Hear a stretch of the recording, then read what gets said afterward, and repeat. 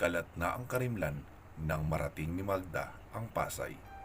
Doon siya bumaba, malapit sa dati nilang tinitirhan sa may Baklaran. Ganun pa rin naman ang itsura ng lugar mula nang huli siyang naroon. Magulo, matao at maingay pa rin. Malabo naman na may makakilala sa kanya na dating ka-boardmate sa bahay na nirerentahan nila ni Manuel dahil ibang-iba na ang itsura at pananamit niya ngayon. Kahit nga siya ay halos hindi na niya makilala ang sarili dahil mula noong dumating sa kanila si Andrea ay lagi na siyang nakapustura. Tinuturuan kasi siya nito palagi kung papaano manamit, mag-ayos ng sarili, pati na rin ang pagme-makeup. Ipinasalon din siya nito, kaya ang dating mahaba at lampas puwitan na buhok at itim na itim ay ngayon nasa ibaba na lang banda ng balikat niya ang haba at may kulay na rin iyon na parang may pagka-brown at medyo may pagkapula. Sa ganong ayos at itsura, talagang masasabing napakaganda niya at hindi mababakas na meron na siyang anak. Hindi rin kasi siya palakain ng kanin dahil sa sariwang karne lang ang madalas niyang kainin. Isinasawsaw niya lang iyon sa toyo na may wasabi gamit ang chopstick para sosyal daw tingnan at hindi siya mapaghalata ang aswang. Naglakad-lakad siya sa lugar na iyon. Pinagmasdan ang paligid, kinabisado ang bawat pasikot-sikot ng mga kalye. Pati ang maliliit na eskinita ay binaybay niya na rin para makabisado ang mga lusutan doon at ang mga dead end. May mga nadaanan din siya ng mga nagiinuman. Panay ang pagpapapansin sa kanya ng mga iyon. Sumisipol, nagsasabi ng mga kung ano-anong pambabastos na kataga, hanggang sa naroon na siya sa may kanto. Tanaw niya na ang ilalim ng overpass kung saan niya nakitang nakahandusay ang asawang si Manuel. Mula din doon ay tanaw niya ang daan pabalik mula sa dating tinitirhan. Tinanaw niya rin ang kahabaan ng EDSA patungo sa may kinalalagyan ng mga terminal ng bus.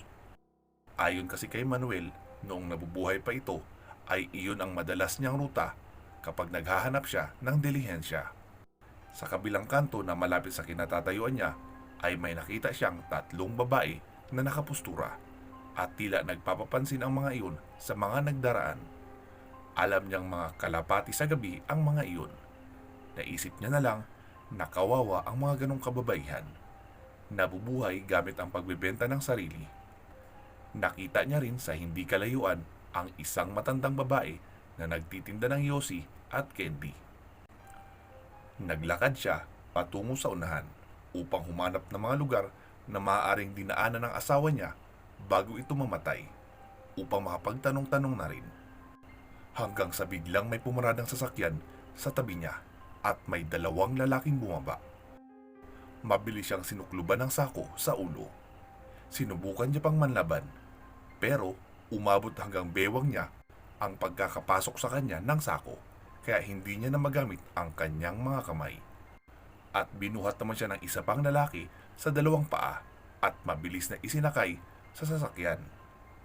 Masikip sa kanyang kinauupuan at amoy na amoy niya ang mabahong usok na kung hindi siya nagkakamali ay marijuana iyon. Nagtatawanan ang mga lalaking nasa loob ng sasakyan at nagsalita ang isa. "Jackpot tayo mga pare! Ang aga natin nakukuha ng pulutan." Sumagot naman yung isa. "Oo nga, ang bilis talaga ng mata nito ni JB. Nasipat ka agad itong si Miss Beautiful." Nagpanggap naman siya na umiiyak at natatakot. Parang awa nyo na. Pakawalan nyo na ako. Saan nyo ba ako dadalhin? Anong gagawin nyo sa akin? Sumagot naman ang isa sa kanya. "Chill ka lang dyan, Miss Beautiful. Isa-isa lang ang mga tanong. Mga pogi ang kalaban." Sabay nagtawanan ang mga ito. Nagsalita naman ang isa. "Pakawalan ka? Mamaya pa yun. Sa tanong mo naman kung saan ka dadalhin, sa langit ang sagot dyan. At ang tanong mo kung ano ang gagawin sa'yo, ang sagot namin lahat dyan ay..." Sabay-sabay sumagot ang mga iyon. "Paliligayahin." Tapos biglang nagtawanan na ang lahat. Sinuntok siya ng katabing lalaki at sinabing, Umidlip ka muna dyan para may lakas ka mamaya. Nasaktan siya sa suntok na iyon, pero hindi naman siya nawala ng malay. Dahil sa pagkakataong iyon ay nagsimula ng pumula ang kanyang mga mata at naglalabasan na rin ang mga matatalim niyang ngipin na gigil na bumaon sa laman ng mga lalaking iyon. Kanina pa rin kasi siya nagugutom. At dahil sa naroon na sa paligid niya ang tamang pagkain na makakapagparaos ng gutom niya, kaya lalo pa siyang nagutom. Makalipas ang ilang minuto ng pagbabiyahe, ay naramdaman niyang huminto ang kanilang sinasakyan. Tahimik na rin ang kapaligiran. Naaninagan niya mula sa sakong nakatakip sa kanya na madilim na ang kapaligiran at wala ng mga bahay. Pinatay na ang makina ng sasakyan at isa-isa nang nagsibaba ang mga lalaking iyon. Nagsalita naman yung isa na nasa tabi niya. "Gising na, Miss Beautiful! It's party time!" Hinatak na siya nito palabas ng sasakyan. Pagkahawak sa kanyang braso ay nagsalita ito. "Ba't mabalahibo ka yata ngayon?" Nagsalita naman yung isa na nasa labas. "Ako mauna pare, mahilig ako sa balbon." Tila kinilig pa ang pagkakasabi nito.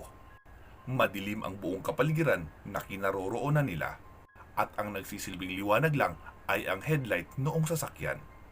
Hinintay na ni Magda na alisin ang sako na nakatakip sa kanya. At sisimulan na niya ang paghahapunan. Nagsalita ang isa. "Ano pards? Lantakan na natin yan! Baka mapanis pa!" Sabay tumawa na ang mga ito. Inalis na noong malapit sa kanya ang sako na nakatakip sa kanyang ulo. Pagkaalis lang noon ay agad niyang sinunggaban ng paglapa ang leeg, kaya malakas na sumirit ang dugo nito at natumba habang sapu-sapu ng dalawang kamay ang leeg na hindi maawat sa pagsirit ang dugo. "Pare, ano yan?" Napasagot naman ang isa. "Halimaw pare!" Mabilis na tumakbo papalayo yung isa. At habang yung isa naman ang inatake niya ng pagkalmot sa mukha. Habang patuloy ang panlalaban noon, hanggang sa mapuruhan niya iyon ng kalmot sa leeg. Pagkalingon niya sa sasakyan, ay tumatakbo na ito papalayo. Kaya binitawan niya ang pagkakasakal sa isa at hinabol ang sasakyan. Dahil nasa malubak at masukal na bahagi sila, kaya hindi nito magawang humarurot ng takbo. Ikinagulat naman ni Magda ang mga kilos niya dahil napakabilis niyang tumakbo. Noong naabutan na niya ang sasakyan, ay agad siyang tumalon sa itaas at kumapit sa bubong. Sinubukan sana ng lalaking nagmamaneho na ihulog siya sa pamamagitan ng pagpapaliko-liko ng sasakyan. Kaso makipot niya ang daan at puro din puno ang gilid nito. Kaya noong tangkain niyang igilid ang sasakyan ay sumabit iyon sa puno at saka napahinto. Tumalsik naman si Magda sa harapan ng sasakyan pero hindi naman siya masyadong nasaktan. Mabilis na siyang bumangon at tinungo ang lalaking nagmamaneho noong sasakyan. Sabay sabing, "Dapat sa inyong mga latak na lipunan ay nalilipol. Walang kalaban-laban ng mga babae, binibiktima nyo." Sabay saksak ng kamay nito sa dibdib at hinugot papalabas ang puso. Napatitig naman sa kanya ang lalaki habang unti-unting umaalis ang bakas ng buhay sa mga mata nito. At saka lumaylay na ang leeg. Kinain niya ang puso noon at nilasap ng mabuti. Gutom na rin kasi siya. Nang maubos na iyon ay naisip niya na meron pang isang nakatakbo. Kaya wala sa isip siyang napatalon paitaas. At laking gulat niya dahil biglang naglabasan mula sa kanyang likod ang mga pakpak. Napaliyad pa siya at muling bumagsak sa lupa dahil sa sakit na naramdaman ng pagpunit ng balat at kalamnan niya sa likod upang bigyan daan ang paglabas ng kanyang mga pakpak. Nakadapa siya sa lupa habang hinihintay na mailabas ng tuluyan ang kanyang mga pakpak. Matapos mailabas ang kabuuan nito ay nakaramdam na siya ng ginhawa at tila unti-unti na rin lumisan ang sakit ng pakiramdam niya sa kanyang likuran. Saka muli na siyang tumalon kasabay ng malakas na pagpagaspas ng malapad niyang pakpak. Iyon pa lang ang unang beses na nagamit niya ang kanyang pakpak. Kaya bago iyon sa kanyang pakiramdam. Parang hindi siya makabalanse ng maayos. Kaya lumipad-lipad muna siya sa paligid upang masanay sa paggamit ng kanyang pakpak. Hanggang sa nakita niya sa di kalayuan ang natitirang lalaki na tumatakbo papalayo. Pero dahil nga sa nasa masukal sila na lugar at kahit hayaan niya pang tumakbo iyon, ay matagal pa iyon makakarating sa main road o sa lugar na may mga kabahayan. Kaya sinundan niya lang iyon at habang papalapit siya ay panay din iyon sa pagsigaw. Tulong! Tulong! Tulungan niyo ako! Hinahabol ako ng aswang! Habang nasa taas ay pasigaw naman siyang sumagot. Hoy manyakis! Kanina kinidnap niyo ako para gahasain. Sumigaw ba ako? Di ba hindi naman? Saka sabi mo pagsasawaan mo ako ngayong gabing ito. Ako na ang lalapit sa'yo. Nagpatuloy sa paglipad, papalapit sa lalaki si Magda. Nang makita niyang malapit na ang lalaki makarating sa may main road na maaaring may dumaan na sasakyan, ay sinaklot niya na ang lalaki at inilipad. Wag! Wag! Maawa ka! Huwag mo akong kainin! Nagsalita namang muli si Magda. Hoy mamang manyakis! Kinakain na ba kita? Ikaw na nga ang binuhat ng libre. Pag naglikot ka, bibitawan kita nang magkabali-bali na yung mga buto mo. Ano, gusto mo? Wag! Huwag mo ako ibagsak! Sige, manahimik ka na. Sakit sa tenga ng boses mo. Para kang bading, tili ka ng tili. Inilipad niya ito patungo sa kinalalagyan ng sasakyan at ibinagsak sa harapan. Muli na rin siyang nagbalik sa anyo ng pagiging isang magandang babae at napansin niyang napunit ang likuran ng kanyang suot na bestida. Akin na yung jacket mo. Ha? Sagot pa ng lalaki. Kasi napunit ng mga pakpak ang damit ko. Ako magsusuot niyan.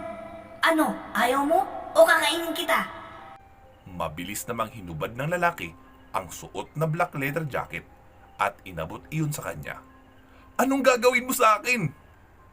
Hindi mo na sumagot si Magda at saka umupo sa upuan sa tabi ng driver seat. Ano, hindi ka sasakay? Ha? Bakit ako sasakay? Sagot pa ng lalaki.